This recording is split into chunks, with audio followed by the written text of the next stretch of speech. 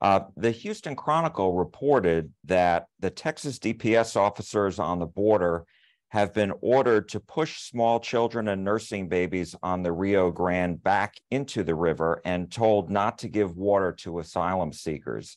Is this true? And what is your reaction to an email that the Chronicle reported from a trooper calling this inhumane and that these policies need to change? Jack, to be candid with you, I have seen the article, but I'm not aware of the email. It has not been brought to my attention personally or in my position as Lieutenant Governor of the state. But of course, we'll look into that. And it's an email, as I understand, from someone on the border to someone at DPS, and we'll just have to look into it. Is it concerning to you? Of course, it would be concerning to me. At the same time, Jack, I will tell you that the reason we put up concertina wire and the reason we're putting the buoys in the river is to stop people from coming. At the last year of Trump, we had the border under control. About 400,000 people or so were apprehended on the border. About 2/3 of those in Texas, because the border is 1,900 miles from San Diego to Brownsville. We're about 1,250 miles of that part. And then in the first year of Biden, it's been 2 million apprehended, or near 2 million every year, plus the gotaways, hundreds of thousands, plus, Jack, the ones we never see who cross the border. So we cannot absorb this influx of people coming here illegally into our state and into our country. We used to spend, every time I would write the budget in the past, up until Biden came into office, we spent about $800 million on the budget. We do a 2-year budget, $400 million a year. And this past budget is $4 billion of our Texas taxpayer money. There is nothing wrong with protecting your country and protecting your state. Obviously, you want to do it in a humane way, but it's look. Joe Biden, anyone who drowns in the river, anyone who is thrown into sex slavery, any criminal that crosses the border, which they do, and all those things I just described happen every day. It's Joe Biden's fault. He said, "Keep coming, just keep coming." He doesn't really care if babies are drowning in the river. He doesn't care if people are put into child or sex slavery as a young girl. He doesn't care that the #1 killer of Americans under 45 is fentanyl. So this all goes back to him. We're just trying to protect our state, protect our country the best of our ability when the federal government's not doing the job. But of course, we want to do everything we do in the most humane way that we possibly can. Another story that made headlines was the gag order that you issued yesterday in the Paxton impeachment trial. Why was that necessary in your mind? So I'm under an order of the impeachment rules that the Senate passed 25-3 about a month ago. And so I can't talk too much about the trial, only what's been in the public arena, which we published the rules and we put out our press release yesterday, and we posted our website. By the way, anyone wanting to stay up to date on the trial before the trial and once it begins on September 5th can go to LTGOV, Lieutenant Gov, ltgov.texas.gov, and they can see what's happening every day on the motions that are filed before the trial, et cetera. So the reason I put the gag order out, Jack, was that both sides have been making inflammatory comments, and I'm saying what I said in my press release, so I'm staying inside my guidelines and my rules that I have on me. Both sides have been saying some rather inflammatory things. Think about this, Jack. In a normal trial, you have a jury pool, and you select from that jury pool. Our jury pool is 31 senators. They will be set according to the Constitution. So in a normal trial, if someone is prejudiced potentially by something they've read or heard or seen, well, they could be excused from the jury. And so I have to protect the jury. I have to keep this a fair trial. The defendant deserves a fair trial. And so the reason for the gag order is to get people on both sides to step back and not be talking about this case moving forward, or not be leveling any accusations from either side. And that's the reason for the gag order. I wanted to ask you about a Texas Tribune report this morning that your campaign reported a $1 million contribution and a $2 million loan from the group Defend Texas Liberty PAC, which has been critical of the impeachment and has defended Attorney General Ken Paxton. What do you say to Texans who may be concerned about that and your previous call and continued call for impartiality in the trial? Well, Jack, there are people on many sides of this case who contribute to senators and to my campaign. And so we will all take a oath of impartiality, and that's not an issue whatsoever. The issue really here is, for me as the presiding officer and the judge, is to have a fair trial. And I think, Jack, that what you've seen by what we've done so far has really amazed a lot of people. Many thought we might just dismiss it. Well, we're bound by the Constitution to do so, to have the trial. And if you did dismiss it, it would go back over there and the House could hold it for a year or two, who knows? And Attorney General Paxton would still not be able to work. So we will take it on, but we've been, again, I'm staying under my orders here. I'm talking about the rules that we passed, 31 rules, Jack, voted on 25-3 by the Senate, but there were a few senators missing during that time. But those rules are very clear, and we're going to have a fair trial, and the defense will have a chance to make their case, and as will the House managers who created this impeachment. So, Jack, we're all moving forward. The 12 Democrats, the 19 Republicans, everyone will take that oath. I did have one other quick question on that. Sure. How concerned are you about the outside influence on senators, particularly Republican senators, who are going to be the jurors in this case? Well, I don't think you should separate it out into Republican or Democrats. And Jack, I'm under impeachment rules not to discuss the case. So I'm not going to discuss that or my opinions of what's happening on the outside. My gag order that I issued yesterday as the judge of this trial is very clear that obviously there is a concern. So if you read the gag order, which I know you have, and people can go to ltgov.texas.gov and read that and all the other motions and all of the rules. People ask me all the time about what's happening, how's this happening. All the rules are published for this trial. And so that's how I answered. That was reason for the gag order. Of course, there's would be concern there. Want to ask you about the property tax cut deal. Yes. That was finally, to the biggest news of ever in the history of the country in terms of property tax relief. But go ahead. Well, I wanted to ask you, is this something that the state can sustain? And when we've seen these kind of deals before, property taxes for schools have crept back up. How will the state try to keep that from happening this time? So, Jack, I know you always do this full length on your podcast, I guess, or you post it online. This is a great opportunity for me to answer that question in long form, because you don't have enough time on television for me to explain it in a 2-minute story. But Jack, here's the deal. What you just said, you're absolutely right. It used to be that way in the old days. Appraisals went up and whatever tax relief you received kind of disappeared. That's the way it was 15, 20 years ago, even as recent as 5 or 6 years ago. What we did in 2019, Jack, was we separated for the first time ever your appraisal that comes out in the spring and your tax bill, which comes out in October or November. Before that, whatever your appraisal went up, it went up 7 or 8 or 9%. You could pretty much count on your tax bill going up the same. The local entities never cut the taxes back, even though the values went up. So today, Jack, and I challenge all of your viewers too, and there's always an exception to the rule, but if you go back and look in 2021, go back a year, look at what your appraisal was in the spring, and then what was your tax bill. And you'll see that your tax bill was much less than your appraisal, almost in all cases. In fact, the Houston Chronicle wrote an article that for the first time in decades, property taxes for schools actually went down for many people, or flat, or only up a little bit. And it's because, Jack, we have capped the growth of budgeting in school districts to 2.5%. They can't grow any more than 2.5% from year to year. And cities and counties cannot grow any more than 3.5% from year to year unless the people vote for higher taxes.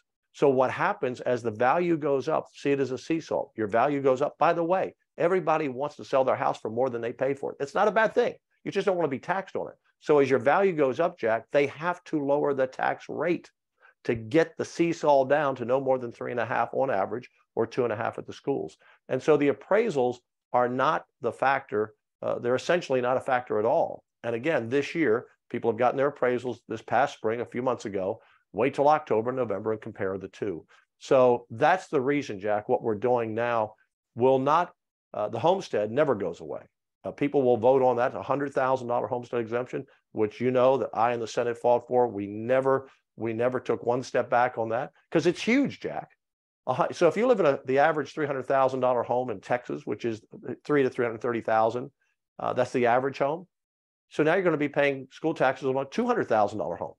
And by the way, Jack, for 397 school districts out of 1,014 in the state, for 397 districts, the average value, Jack, of the homes in those districts are $100,000, mostly rural, small counties, small towns. So that means their school property taxes are disappearing, going away. And the tax bill that you're going to get, Jack, and every one of your viewers, with this bill that Senator Paul Betancourt passed and the entire Senate, myself worked on hard for years, but particularly this session, and we never backed up from it. It's cutting your school taxes, Jack, 41%. 41%, unheard of. And for business properties, 23%. And so that will be in the Constitution when people vote on it in November. That will be in the Constitution. That always has to be funded. The compression piece, which is actually reducing the school rate, that depends on the sales tax flow we have any given year. But I believe, Jack, what we're doing, we can maintain moving forward. And so I'm comfortable with where we are. And look, Jack, when I came into the Senate in 2007, to give you a sense of things, how fast we've grown, and inflation along the way, really high under Biden, but it goes up every year. When I came in, Jack, the first budget from memory in 2007 was $165 billion. That's a 2-year budget. This year was $300 billion or more. That's how much we've grown, Jack. So you absorb what you don't ever, like the surplus. You don't want to stack everything into ongoing cost. So we were very careful about that. What you want to do is put a lot of that money into one-time costs. Like we created the new Texas University Fund for $3 billion, one time. Put $1 billion into Parks and Wildlife to buy land, one time. So you do one-time things that you don't have to maintain, and then you do other things that you do have to maintain, and you try to keep those in that area that we can support ongoing. I wanted to ask you, people were surprised by the fact that because historically you and the governor have been on the same page, and this time around it was a little different when it came to property tax relief. And why were you and the governor and the speaker not on the same page on this initially? Well, initially, the speaker and I were not on the same page on this. He wanted to come in with a cap that would have greatly distorted the housing market and only ended up at the end of the day increasing your taxes, not lowering them. It was like New York, New Jersey, and California have tried. It does not work. So we didn't agree on that. But they did vote for a homestead exemption. If you go back and remember, they voted for the $100,000 homestead exemption during session. But they had other things in the bill that we couldn't agree to. The governor was pretty much silent the entire session. And we worked well together this session. And as you said, we don't not always agree. And we have our good disagreements behind closed doors, which I believe is what people really want us to do, work out our differences. People don't want to see us quarreling in public. But I was taken aback, quite frankly, Jack, on the first day of the first special session, when the governor put on the call only compression. He wanted to spend every dollar of the $18 billion, roughly, in just compression, which would have been about a $750 tax cut for every homeowner. Our plan, which was 70% compression and 30% homestead exemption, is giving everyone about a $1,300 cut. If you live in the average home, you're going to get about a $1,300 cut in your property tax, school property taxes. Seniors will get a little bit more, $1,400 to $1,500. If you live in a $500,000 home, your cut's going to be about $3,000. And so there was a difference. And I was actually, again, taken aback when the governor came out and said, the House is the best plan. That's just wrong, Jack. Both of us had the exact money in the budget. The House was not the best plan when we started because, again, if we had done what the governor and the House wanted, every one of your listeners out there on the average $300,000 and some home would have gotten about $740.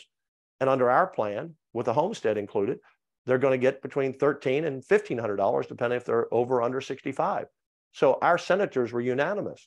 You know, I had a press conference towards the end of session or the special session. All 31 senators, Republicans and Democrats, stood behind me and said, we're not going to do all compression. Why would we take $700 out of the pocket of homeowners and give it only, you know, to other areas when it's the homeowners who deserve and need the property tax relief? So So in terms of when the governor said that, quite frankly, I don't consider it an argument between us. I just couldn't let it stand. Our tax cut was better, and we're going to fight for it. And I appreciate the speaker in the last 7 to 10 days of this special session. We worked really well together. Again, they'd already voted on most of our package earlier. So we worked together. We got it solved. It was between the speaker and myself. The governor had said, he eventually said, well, I'll sign anything you send to me. So the speaker and I and Senator Betancourt and Will Metcalf, Representative Metcalf, we worked all that out, working night and day for about 7 days a few weeks ago. I did have one other question on this area, Sure. and that was the governor and some conservatives advocated for putting the state on a path to gradually eliminate the school M&O property tax altogether. And I'm wondering now, is that door closed for good? Well, it's just not possible, Jack. And I don't want to disappoint our listeners out there, but I'm going to just be honest. We can never totally 100% eliminate the school property tax, not 100%. Now, again, we're reducing it 41% this year, and that will be moving forward. It will be a 41% cut from where they are, and we'll continue to nibble away at that. But, you know, a government only has 3 ways of funding government, main 3 ways: sales tax, income tax, or property tax. Well, we're never going to have an income tax in this state as long as conservatives are in charge, and we put it in the Constitution to make it hard, even if Democrats took over one day, which I hope and don't think they will in my lifetime, and I hope to live quite a while longer. So we're not going to have an income tax here. Democrats couldn't get it passed either. And then secondly, you have sales tax and property tax. We already have one of the highest sales tax if you combine local and state, about 8.25%. The highest sales tax in the country is California at 9 cents. For us to eliminate all school property taxes, Jack, would take about 19 to 20 cents. Some figure it a little bit more. Well, that's never, ever going to pass. It's never going to pass. People would never. Can you imagine putting 20 cents on everything you bought, and plus increasing that to other items like food and different things you don't pay tax on? That's never going to happen. So then you say, well, you just have to take state revenues and get rid of it. Well, Jack, it's projected in 2024 that we are going to collect about $72 billion at the state. That's for sales tax, hotel tax, you know, whatever tax we have. All our sales tax is the main thing. $72 billion. If we tried to get rid of all property taxes, it would be $74 billion. So we wouldn't have any money to do anything. In fact, we'd be $2 billion short. No money for education, healthcare, Department of Public Safety, and those 3 things are 96% of our budget. We don't have any money. So school taxes are about half, Jack, so about $35 billion. And that would mean if you took all our revenue and did nothing but eliminate the school property tax, you'd have to cut every school budget by 50%, all healthcare by 50%, and our public safety by 50% that we pay for at the state. So it's not possible, Jack. You just can't get there. But we can continue to chip it away. And if we can, you know, when I came in, Jack, to lieutenant governor in 2015, the homestead exemption was $15,000. It had been there for about 20 years that way. And I took it to 25 in 15. Then I raised it to 40 in 21, and this year to 100. So that's the best way that you can get to saving people taxes. And that is to exempt something that's taxed. So if you live in a $300,000 home, you're paying taxes on a $200,000 home, or go up the list or down the list. And that's the best way to do it. And that's the way we did it. And again, I appreciate the speaker and I working together on this. We worked together and we got it done. I want to ask you about teacher raises. When can they expect them, and about how much? Well, a couple of good things, Jack. I met this couple just this weekend at a wedding on retired teachers. We finally put the COLA in. They've wanted forever, the cost of living allowance. You know, most teachers check is between $1,500 and $2,000. You know, a lot of our teachers that retired a long time ago didn't make that much money. My wife was a retired teacher. I don't think she ever made more than $28,000. She retired a number of years ago. But for all of our retired teachers, 75 and over, they're getting a check for $7,500, Jack. And if they own a home, they're getting a $110,000 exemption on their home. And I ran into 2 teachers married to each other for 54 years Saturday, and they're so happy. They're both over 75. They're getting a check between the 2 of them for $15,000, $7,500 each. And they're going to take $110,000 off their homestead exemption, and they live in an average home, so their school tax are being cut dramatically. And teachers, retired teachers, are going to get a benefit moving forward. And by the way, Jack, you didn't ask me this question, but it ties in with the teacher pay raise, is that we need to take care of our teachers, not just now, but in the future, so that we keep them in the profession and they don't leave. And the only reason we were able to do this, Jack, was because of the surplus. Remember, I said to you a few moments ago, one-time things. So we've put about $4.7 billion as a one-time check that we're writing to the teacher retirement system to create that COLA system that will last for the next 30 to 40 years. So now let's talk to present-day teachers.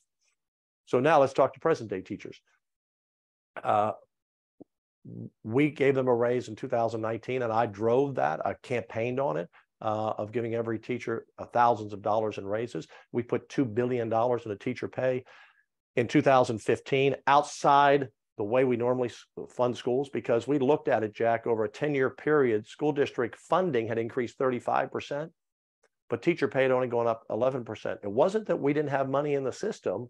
It wasn't getting to the most important. It wasn't getting to the most important person in the system, and that's the teacher. You know, the most important, next to your parents, most important person your child will be with as they're growing up. I believe teaching should be a profession, not just a job. So we put $2 billion in then, and we've continued that, maintain those raises. And now this year we have, Jack, $5 billion set aside in the budget for additional school funding, which includes a teacher pay raise. And what the Senate passed in our budget was $6,000 for teachers in districts with 20,000 kids or less, because our suburban and urban teachers, for the most part, make more money than our rural teachers. So we wanted to close that pay gap. And we're giving $2,000 across the board to every other teacher in the state. And so we want teachers to be, you know, I want every teacher to quickly get up. And many are, you know, we have teachers making 70 and 80, but most teachers are in the 60s. I want to get up there as fast as we can to get everyone at that level. And we've set it up so that hopefully the best teachers get the most money. We leave that up largely to the school district. So we passed that bill out of the Senate during the regular session. Teacher pay, it was Senate Bill 9, but it failed in the House. It was the Teacher Bill of Rights. It also talked about making sure there's discipline in the classroom, because a lot of teachers are leaving for that reason. You know, their classes are unruly. And we talked about a number of things. We passed a parental bill of rights for school choice and a teacher bill of rights. And we had the pay raise in it, but it didn't pass the House. In the session we're in now that just wrapped up last week, after we passed property tax, we passed the original bill over with the teacher pay raise in the bill. The House made a decision, and I respect the decision, but they made the decision to only focus on property taxes this time around, and we'll be back in October to address that issue. So I gave you a long answer, but a really detailed answer, because the teachers have to understand they're so valued. They need to understand they're valued. And we want to do the best we can to attract the best and the brightest to teaching. You know, Jack, I was chair of education in 2013. I love public education. School choice does not destroy public education, by the way. Only about 5%. If you go statewide, the history of school choice in the country, only about 5% of parents opt for school choice, because most like their schools and the kids like their friends. But every parent deserves a right to put their child in the school that's best for their child. And that's their decision, not the school system's decision. But it was interesting. Back in 2013, when I was chair of education, Jack, we were talking about why we couldn't get men and women to go into teaching like they used to. And there was, I don't know who it was. And he said, well, Senator, Mr. Chairman, let me tell you why. He said, the answer is simple. And when he said it to me, it was simple, but I'd never thought about it. He said in the 60s and 70s and the 80s and the 90s, for women particularly, they didn't have many job options. The corporate world was closed to them. Legal professions were closed to them. And we're talking about in general terms here. Obviously, we had female lawyers and doctors and in the corporate world, but you became a nurse or a teacher. So the very best and brightest became teachers. But starting in the mid-90s, and rightfully so, that glass ceiling was removed and women were welcome to every profession. And so women today, and my wife's a great example. You know, she graduated from school in the 70s. She was a teacher. She didn't have a lot of options then. So we lost that part of the workforce. And so we have to go to our young people today, Jack, and say, teaching is a great profession. You can make great money. It's a great job. It's an important job. It's a noble profession. That's what we must do. And one of the things, Jack, and I'll wrap up with this, and most people don't even know, is that if you'll become a math or science teacher, we will pay practically for all of your 4-year education. You just have to agree to teach 8 years. That's it. We'll pay for it if you become a math or science, because that's where we're really short. So Jack, that's a long answer to your easy question, but we'll eventually pass a teacher pay raise, I believe, in October. And after we get through with this impeachment trial in September, and we'll move forward. But the Senate's already passed the raise 2 different times. The House will come together and pass it eventually. And it'll be permanent raises? Yes, it depends on the bill. See, what we passed in the special session, so we passed permanent raises in the regular session because it wasn't on the call. It wasn't a permanent raise. It was a supplemental raise. So every teacher would have gotten the money for the next 2 years. And then in 25, we just come back and expand it. But now, because education will be on the call, whatever we pass, if we have our way, will be a permanent raise, not just a one-time raise. Lieutenant Governor Dan Patrick, thank you so much for joining us. We really do appreciate it.